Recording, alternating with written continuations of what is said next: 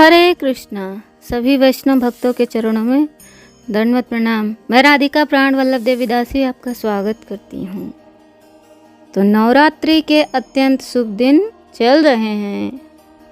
ये दिन मनुष्य को आध्यात्मिक शांति तथा मनुष्य को शुद्ध भौतिक परिस्थितियों से लड़ने की शक्ति प्रदान करने वाले दिन होते हैं।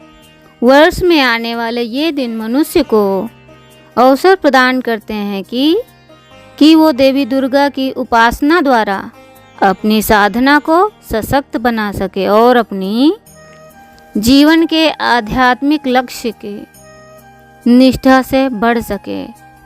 इन पवित्र दिनों में हम श्रवण कर रहे हैं देवी दुर्गा सप्तशती से महिषासुर वध की सुंदर पौराणिक कथा।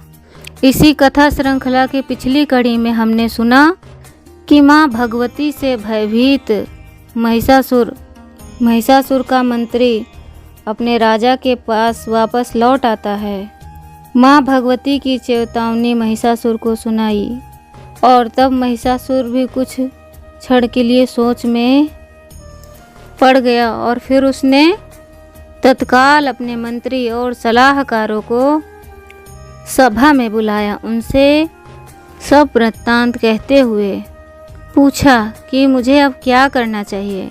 हमें समय व्यतीत नहीं करना चाहिए, बहुत देर हो चुकी है। मुझे लगता है संभरासुर की माया की तरह ही ये देवताओं की कोई रचना या तो माया तो नहीं है। साम दाम दंड भेद नीति में से कौन सा मार्ग स्वीकार करना चाहिए। महिषासुर की बात सुनकर सभी मंत्रीगण विचार विमर्श करने लगे और अपने अपने विचार प्रस्तुत करने लगे। उसमें से विरूपाक्ष नामक दैत्य ने कहा, हे राजन, मुझे लगता है ये स्त्री निर्बल है, फिर भी अभिमान के कारण उसने आपको ललकारा है। कोई मनुष्य भला स्त्री के शब्दों से भयभीत हो सकता है? आप तो त्रिलोक को वशीभूत करने वाले एक नारी के कथन से भयभीत हो, उसमें मुझे तनिक तथ्य नहीं लग रहा है। स्त्री से डरने वाला पुरुष कायर कहलाता है। हे राजन, आप आज्ञा दें तो मैं अकेला ही उस नारी का युद्ध करके उसका नाश कर दूंगा, ताकि आप निर्भय रहें। विरूपक्ष की बात सुनकर दुर्धर नामक राक्षस बोला, हे राजन, विरूपाक्ष सच में बुद्धिशाली, वो सत्य कह रहा है। स्त्री सुंदर है, मनमोहक है और सुंदर नारी तो ऐसी ही होती है। अभिमान स्त्री अपने बर्ताव से पुरुषों को वश में करती है। वे चतुर होती है, अपने प्रिय व्यक्ति को जकड़ कर रखती है। अतः साम और दाम द्वारा ही स्त्री को वश में करना चाहिए। विरूपाक्ष का ये कथन सुनकर तंत्र विद्या कुशल बोला, हे राजन, मेरे मतानुसार वो स्त्री कामी नहीं है। उसने जो कहा है उसमें कुछ गंभीरता भी नहीं है। सुंदर नारी किसी के आश्रय में के बिना यहाँ पर आई हुई है। ऐसे हाथों वाली स्त्री को तीनों लोकों में किसी ने नहीं देखा, और वो भी हाथों में अस्त्र शस्त्र धारण किए हुए।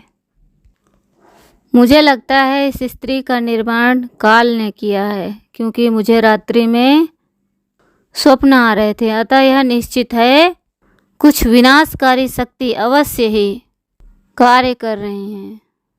रात्रि में डरावनी आवाज करने वाले पक्षी की आवाज भी सुनाई देती है, इसलिए निश्चित है कि युद्ध अब दूर नहीं। वो नारी युद्ध करना चाहती है और इसमें कुछ तो भेद अवश्य छुपा हुआ है। हे राजन, मान लीजिए ये स्त्री, हे राजन, इस स्त्री को देखकर लगता है कि ये कोई माया है। जो भी होगा युद्ध करेंगे, कायरता दिखाना हमें शोभा नहीं देता है। दैव की सुविधा और असुविधा को कौन समझ सकता है। इसलिए समझदार व्यक्ति को अपनी बुद्धिपूर्वक समय पर कार्य करना चाहिए। हे राजन, जीवन और मृत्यु पर परमेश्वर के अधीन होते हैं। विधि के विधान को बदलने की क्षमता तीनों लोकों में किसी के हाथ में भी नहीं है। ताम्र की इस प्रकार कुशलता और बुद्धि की पूर्व की बातें सुनकर महिषासुर कहा, हे महाबली, तुम उस नारी से युद्ध करने जाओ और तुम उस नारी को धर्म पूर्वक जीतो, मेरे पास ले आओ। अगर युद्ध में वो वश नहीं होती है तो उसका नाश कर दो, और अगर वश में हो जाए तो सम्मान पूर्वक मेरे पास लेकर आओ। हे ताम, तुम्हें वाणी वीरता के साथ काम कला कुशलता भी है, इसलिए मुझे तुमसे आशा है कि तुम अपनी कुशल बुद्धि से उस नारी को तुम अवश्य ही जीत लोगे। जाओ और उसे बल से या बुद्धि से जीत कर लाओ। महिषासुर की वचन सुनकर काल वशीभूत हुए ताम राजा को प्रणाम करके सैन्यगढ़ के साथ माँ भगवती से युद्ध करने के लिए निकल पड़ा। मार्ग में उसे अनेक अशुभ संकेत दिखाई दिए, जिससे उसके मन में भय और विस्मय उत्पन्न हुआ। वो आगे बढ़ा तो उसने सिंह पर सवार आयुधों को धारण करे हुए एक सुंदर नारी को देखा। यह आकाश से सभी देवता देवी की स्तुति कर रहे थे। तब ताम्र विनय पूर्वक शांति से बोला, हे देवी, दैत्यों के राजा महिषासुर आपके रूप, आपके गुण पर मोहित हो गए हैं। आपको अपनी पत्नी बनाना चाहते हैं। हे विशालाक्षी, देवों से भी दुर्जय हमारे महिषासुर को अपने पति स्वीकार कर लो, जिससे आपको अपूर्व सुख की प्राप्ति होगी। एक बुद्धिशाली व्यक्ति सुख को अपनाकर दुख को त्याग देता है। आप जैसे समझदार स्त्री को संसार में दुख उत्पन्न हो, ऐसे युद्ध करने से दूर ही रहना चाहिए। तुम क्यों इस शरीर को कष्ट भुगतना पड़ गया। और फिर उसने तत्काल अपने मंत्री और सलाहकारों को सभा में बुलाया। उनसे सब वृत्तांत कहते हुए पूछा कि मुझे अब क्या करना चाहिए। हमें समय व्यतीत नहीं करना चाहिए, बहुत देर हो चुकी है। मुझे लगता है संभरासुर की माया की तरह ही ये देवताओं की कोई रचना या तो माया तो नहीं है। साम, दाम, दंड, भेद, नीति में से कौन सा मार्ग स्वीकार करना चाहिए। महिषासुर की बात सुनकर सभी मंत्रीगण विचार विमर्श करने लगे और अपने अपने विचार प्रस्तुत करने लगे। उसमें से विरूपाक्ष नामक दैत्य ने कहा, हे राजन, मुझे लगता है ये स्त्री निर्बल है, फिर भी अभिमान के कारण उसने आपको ललकारा है। कोई मनुष्य भला स्त्री के शब्दों से भयभीत हो सकता है। आप तो त्रिलोक को वशीभूत करने वाले एक नारी के कथन से भयभीत हो, उसमें मुझे तनिक तथ्य नहीं लग रहा है। स्त्री से डरने वाला पुरुष कायर कहलाता है। हे राजन, आप आज्ञा दें तो मैं अकेला ही उस नारी का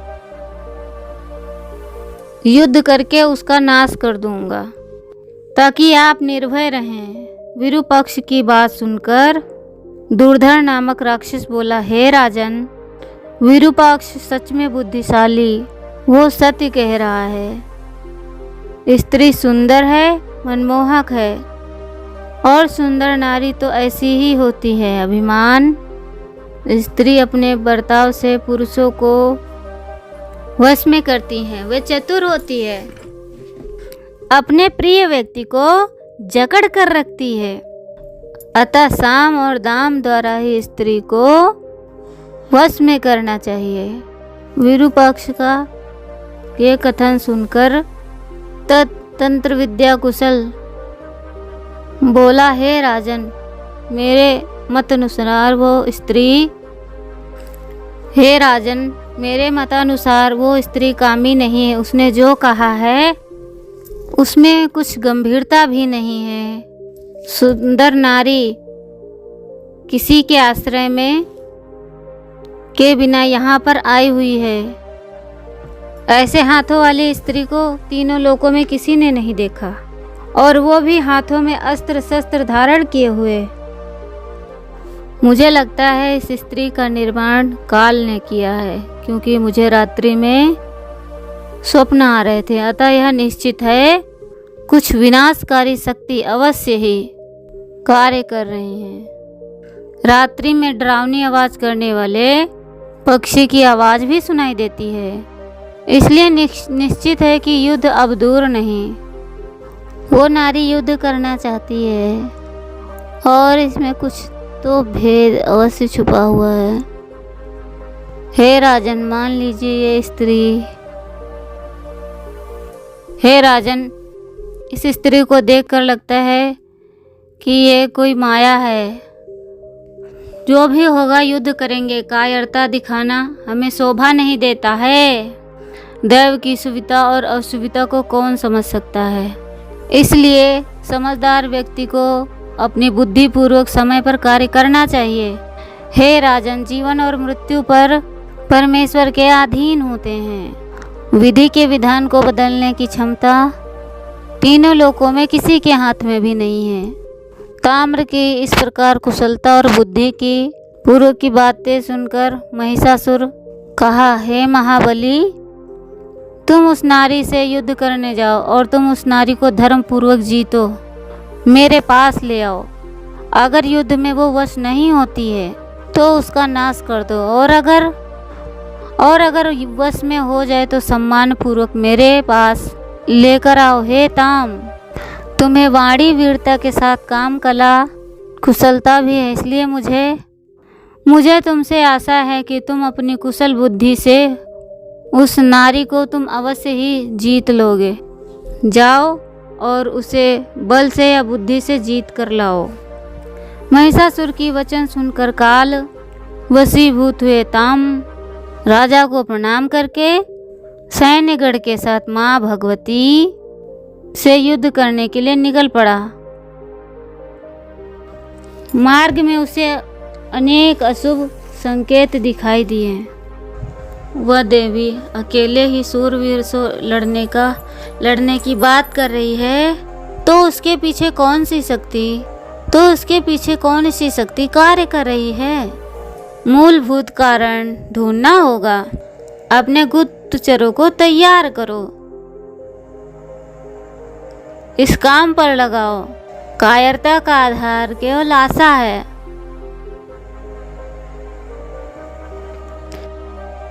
समर्थ पुरुषों के लिए तो सम्राट दैत्यों में एक विडार नामक दैत्य बोला कि हे राजन, स्त्री को हमें पहले ही परख लेना चाहिए। वो यहाँ क्यों आई है, कहाँ से आई है, यह स्त्री कौन है, इसका उद्देश्य हेतु क्या है, ये सब का हमें पता लगाना होगा।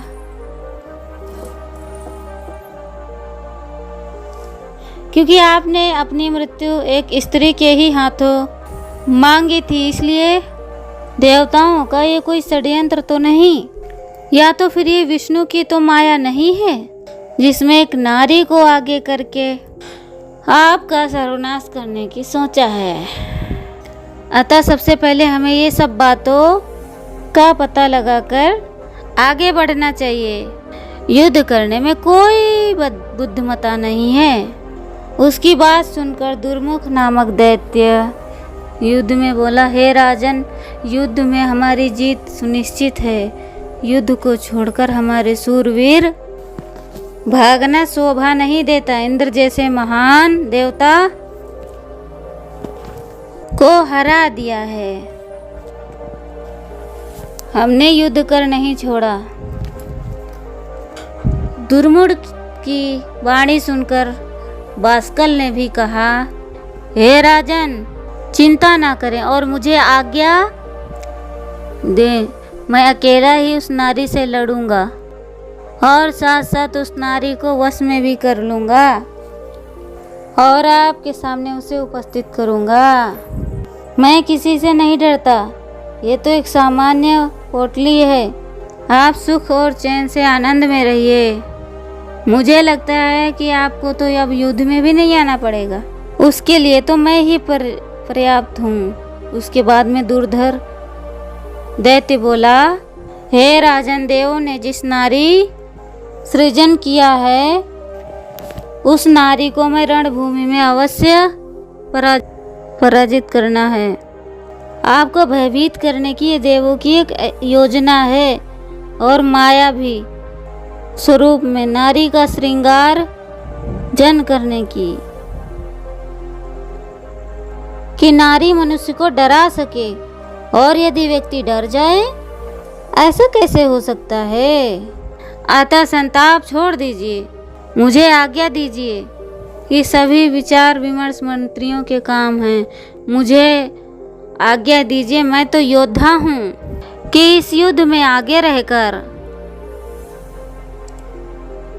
आपके हित के लिए मैं लड़ सकूं। आपको किसी भी बात की चिंता करने की कोई आवश्यकता नहीं।